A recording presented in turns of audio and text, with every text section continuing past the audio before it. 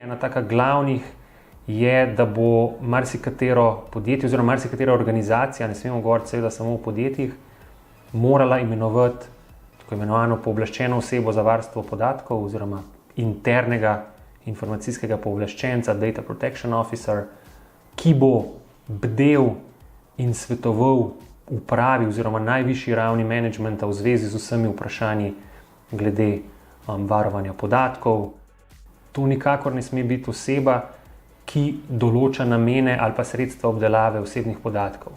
Skratka, to ne bo mogel biti nek šef kadrovske službe, nek vodja IT-ja.